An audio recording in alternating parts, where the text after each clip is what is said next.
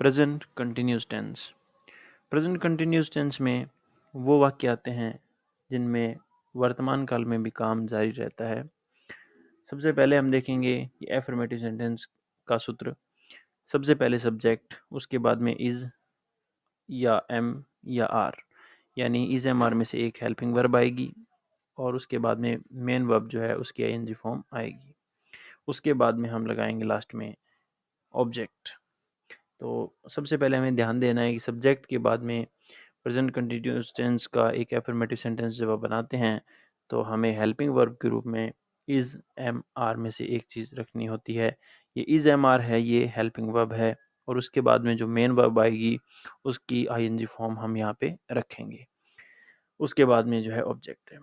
तो हम एक एग्जांपल लेते हैं, आई एम प्लेइंग क्रिकेट। यहाँ हमने आई के साथ एम रखा है क्योंकि आई के साथ हेल्पिंग वर्ब जो है वो एम आती है। इज है वो सिंगुलर यानी सिंगल पर्सन के लिए और आर है वो प्लूरल नंबर के लिए यूज़ होती है। या यूँ कहें कि अगर हमारे पास फर्स्ट पर्सन में वी है तो उसके साथ हम आर यूज़ करेंगे।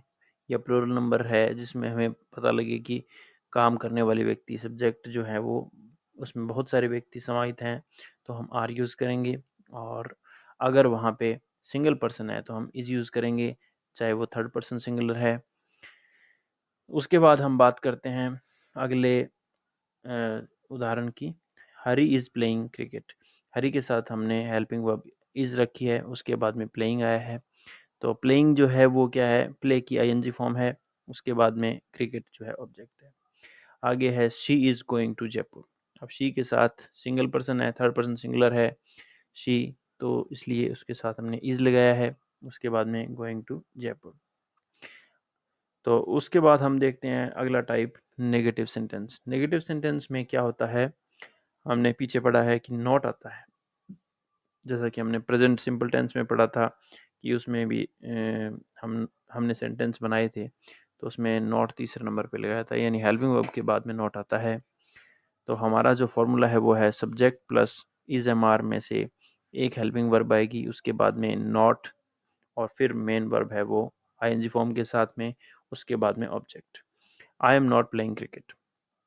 तो I am not playing cricket में आपने देखा एक सेंटेंस में सिर्फ मेन जो आपकी वर्ब है और हेल्पिंग वर्ब है, एम जो है हेल्पिंग वर्ब है और प्लेइंग जो है मेन वर्ब है, उन दोनों के बीच में हमने नॉट को रखा है। तो ये सेंटेंस बन गया negative, I am not playing cricket, मैं क्रिकेट नहीं खेल रहा हूँ। Hari is not playing cricket, Hari cricket नहीं खेल रहा है। She is not going to Jaipur, वह जयपुर नहीं जा रही है। तो हमने ये देखा कि जो सेंटेंस है उनमें जो भी काम है वो जारी रहता है, चल रहा है हमारे सामने, तो हम उसको प्रेजेंट कंटिन्यूस टेंस में लेते हैं। आगे हम बात करते हैं इंटेरोगेटिव सेंटेंस की। इंटेरोगेटिव सेंटेंस में प्रश्नवाचक वाक्य आते हैं। प्रश्नवाचक वाक्य किसी अफर्मेटिव सेंटेंस यानी साधारण वाक्य को अगर हम इंटेरोगेटिव सेंटेंस बनाना चाहते हैं तो सबसे पहले हमें उसकी हेल्पिंग वर्ब को उठा करके सब्जेक्ट से पहले रखना होगा। तो हमने पढ़ा है कि प्रेजेंट जो कंटिन्यूस टेंस है उसकी हेल्पिंग वर्ब है वो है इज एम आर।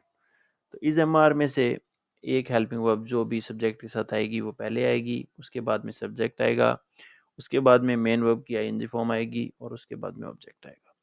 इस प्रकार हम देखते हैं कि एम आई प्लेइंग क्रिकेट। तो एम जो है हेल्पिंग वर्ब है वो आई से पहले आ गई, तो ये क्वेश्चन बन गया। तो ये इंटरोगेटिव सेंटेंस बन गया, एम आई प्लेइंग क्रिकेट, क्या मैं क्रिकेट खेल रहा हूँ। इज हरी प्लेइंग क्रिकेट, क्या हरी क्रिकेट खेल रहा है। Is she going to Jaipur, क्या वह जयपुर जा रही है।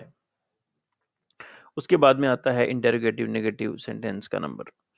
तो इंटेरोगेटिव नेगेटिव का मतलब हो गया, इंटेरोगेटिव यानी वो प्रश्नवाचक भी होगा, नेगेटिव माने वो नकारात्मक भी होगा। प्रश्नवाचक भी होगा और नकारात्मक भी होगा। तो इस प्रकार हम देखते हैं कि किसी सेंटेंस को इंटेरोगेटिव कैसे बनाते हैं, हेल्पिंग वर्ब पहले रखते हैं और हम तीसरे नंबर पे नोट लगाएंगे, यानी सब्जेक्ट के तुरंत बाद नोट लगा देंगे, तो ये सेंटेंस जो है वो इंटेरोगेटिव नेगेटिव हो जाएगा। तो फॉर्मूला हमारे पास है is oblique am oblique are plus subject plus not plus verb की आईएनजी फॉर्म प्लस ऑब्जेक्ट। उदाहरण के लिए am I not playing cricket, तो एम जो है हेल्पिंग वर्ब है। Am I not playing cricket, क्या मैं क्रिकेट नहीं खेल रहा हूँ। Is Hari not playing cricket, क्या हरी क्रिकेट नहीं खेल रहा है। Is she not going to Jaipur, क्या वह जयपुर नहीं जा रही है। तो हमने देखा किस प्रकार से इंटरोगेटिव नेगेटिव सेंटेंस बनते हैं। अब बात आती है प्रेजेंट कंटिन्यूस टेंस कहाँ काम में आते हैं। तो प्रेजेंट कंटिन्यूस टेंस है वो पहली बात है कि to show the action we see, हम हमारी आंखों से जो भी देख रहे हैं लाइव, उस चीज़ को बताने के लिए, उस घटना को बताने के लिए हम प्रेजेंट कंटिन्यूस टेंस का उपयोग करते हैं। जैसे हरीश इज डांसिंग, कोई आदमी देख रहा है उसके सामने हरीश डांस कर रहा है या कोई व्यक्ति नाच रहा है, तो वो किस प्रकार से कहेगा, हरीश इज डांसिंग, वो प्रेजेंट कंटिन्यूस टेंस का उपयोग करेगा। जैसे और भी उदाहरण ले सकते हैं, जैसे कि इट इज़ रेनिंग, बरसात हो रही है, हमारी आंखों के सामने बरसात हो रही है, तो हम कहेंगे कि इट इज़ रेनिंग, ये बरसात हो रही है हमारे सामने। दूसरा टाइप है to show intention oblique purpose, तो हमें हमारा उद्देश्य बताना हो। इंटेंशन माने होता है इरादा या उद्देश्य, पर्पस भी उद्देश्य होता है। तो हमें हमारा उद्देश्य बताना हो या किसी भी व्यक्ति को अपना उद्देश्य बताना हो या इंटेंशन बताना हो कि उसने क्या करने वाला है वो, तो इसके लिए हम प्रेजेंट कंटिन्यूस टेंस का उपयोग करते हैं। जैसे Mahima is going to open a book store, Mahima एक बुक स्टोर खोलने वाली है, यानी कि थोड़े टाइम में ही वो है एक किताबों की दुकान खोलेगी। उसके बाद में है तीसरा एग्जाम्पल, टू तीसरा जो टाइप है वो है to show the action going on somewhere. कई बार ऐसा भी काम होता है जो चल तो रहा है कहीं, लेकिन वो हमारे सामने नहीं होता है। सामने होता है तो भी हम प्रेजेंट कंटिन्यूस टेंस यूज करते हैं। जैसे हमने पीछे किया था कि हरी इज डांसिंग, हरी हमारी आंखों के सामने नाच रहा है, या हरीश इज डांसिंग, जो भी है, तो हमारी आंखों के सामने कोई काम हो रहा है तो भी हम प्रेजेंट कंटिन्यूस टेंस का उपयोग करेंगे। अगर वो काम कहीं चल रहा है लेकिन हमारी आंखों के सामने तो नहीं हो रहा है, तो भी हम इसके लिए प्रेजेंट कंटिन्यूस टेंस यूज करेंगे। जैसे कि Manoj is reading the Gita nowadays, तो नाउअडेज का मतलब है आजकल। मनोज जो है वो रीडिंग पढ़ रहा है द गीता, जो गीता नाम की पुस्तक है, धर्म ग्रंथ है हमारा, तो उसको जो मनोज है वो आजकल पढ़ रहा है। आजकल पढ़ने का मतलब है कि वो रोजाना घंटा या 2 घंटे या 15 मिनट जो भी है वो रोजाना पढ़ता है उसको। तो इस प्रकार से कार्य जारी भी है, चल भी रहा है, लेकिन हमें दिखाई नहीं पड़ रहा है। आगे देखते हैं चौथा, to show fixed program in near future. Near future का मतलब है थोड़े टाइम में, आने वाले समय में, नज़दीक ही कोई प्रोग्राम फिक्स किया हो किसी ने कि वो ऐसा करने वाला है, तो बहुत नज़दीक का टाइम हो तो हम उसके लिए प्रेजेंट कंटिन्यूस टेंस भी उपयोग में ले सकते हैं।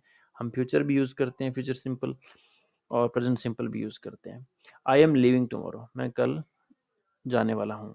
तो वो व्यक्ति जो बता रहा है कि वो कहीं जाने वाला है, और वो टुमारो यानी कल जाने वाला है, तो टुमारो के साथ में हमने ये बता दिया कि हम वो व्यक्ति कल क्या करने वाला है। तो इस प्रकार से हमने देखा कि प्रेजेंट कंटिन्यूस टेंस है उसका उपयोग किन परिस्थितियों में होता है। अब बात आती है कि मेजर जो एडवर्ब कौन सी है प्रेजेंट कंटिन्यूस टेंस की, और ये जो प्रेजेंट कंटिन्यूस टेंस है वो पेपर में हमारे पास किस प्रकार से पूछा जाता है। चाहे वो बोर्ड का एग्ज़ाम हो, चाहे वह किसी कंपटीशन एग्ज़ाम की बात हो, तो दोनों में ही जो टेंस को फिल करना आता है, उसकी करेक्ट फॉर्म आती है फिल करनी, तो वो हम कैसे पता लगाते हैं उसके बारे में हम जानकारी लेते हैं। तो पहले हमें सबसे पहले ये देखना होगा कि एडवर्ब इस टेंस की कौन कौन सी हैं। नाउ माने अब, एट दिस टाइम इस समय, एट दिस मोमेंट इस क्षण, उसके बाद में है नावेडेज आजकल, दीज डेज इन दिनों, करंटली अभी अभी, अभी मतलब अभी अभी नहीं अभी, दिस इवनिंग आज शाम, टुडे टुडे मतलब आज, स्टिल अब भी, और एट प्रेजेंट पाने वर्तमान में, एटसेट्रा इत्यादि। यानी ये जो शब्द हमने लिए हैं, ये सभी शब्द अगर सेंटेंस में आते हैं तो उसके अंदर जब हम वर्ब की फॉर्म भरते हैं तो वो इस हिसाब से भरते हैं कि वो प्रेजेंट कंटिन्यूस टेंस का सेंटेंस बन जाए। एग्जांपल्स के लिए हम सबसे पहले लेते हैं now, I a letter a letter write। तो इसमें क्या कहना चाहता है वो, नाउ माने अब मैं एक पत्र लिख रहा हूँ। तो नाउ आने से पता लग गया कि प्रेजेंट कंटिन्यूस टेंस हमने यहाँ फिल करना है। हम यहाँ क्या भरेंगे, नाउ, तो आई के साथ एम यूज करते हैं। आई एम, राइट की आईएनजी फॉर्म है राइटिंग, ई कटेगा राइट में, जो एंडिंग में ई दे रखा है और वहां पे हम यूज करेंगे ING. Writing, I am writing a letter. Second है, सेकंड सेंटेंस में हमारे पास स्टिल जो है वो एक एडवर्ब है और जो हमें बताती है कि यहाँ जो टेंस है वो प्रेजेंट कंटिन्यूस टेंस यूज करना है। तो ही के साथ सामान्य सेंटेंस है, साधारण वाक्य है, तो हम यहाँ यूज करेंगे ही के साथ में इज। और स्टिल के बाद में हम मेन वर्ब रखेंगे प्रिपेयर, प्रिपेयर का हो जाएगा प्रिपेयरिंग। तो he is still preparing for examination, वह अब भी परीक्षा की तैयारी कर रहा है।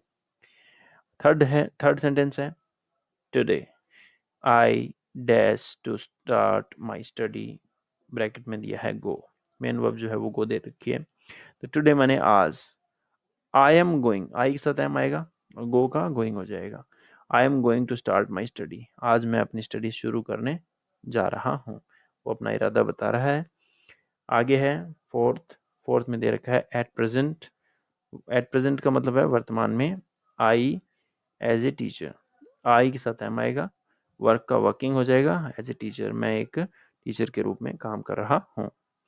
फिफ्थ है you dash well nowadays, do का हो जाएगा डूइंग, यू के साथ आएगा आर, तो you are doing well nowadays, आजकल आप अच्छा कार्य कर रहे हो। हमने देखा, सबसे पहले हमने समझा कि जो प्रेजेंट कंटिन्यूस टेंस है उसमें चारों प्रकार के सेंटेंस हम कैसे बनाते हैं। उसके बाद हमने देखा कि प्रेजेंट कंटिन्यूस टेंस है वो किन किन कंडीशन में यूज होता है। और उसके बाद में लास्ट में हमने क्या देखा कि प्रेजेंट कंटिन्यूस टेंस कभी पेपर में आ जाता है या किसी भी कंपटीशन एग्जाम में आता है, तो उसे हम किस तरह से हैंडल करेंगे।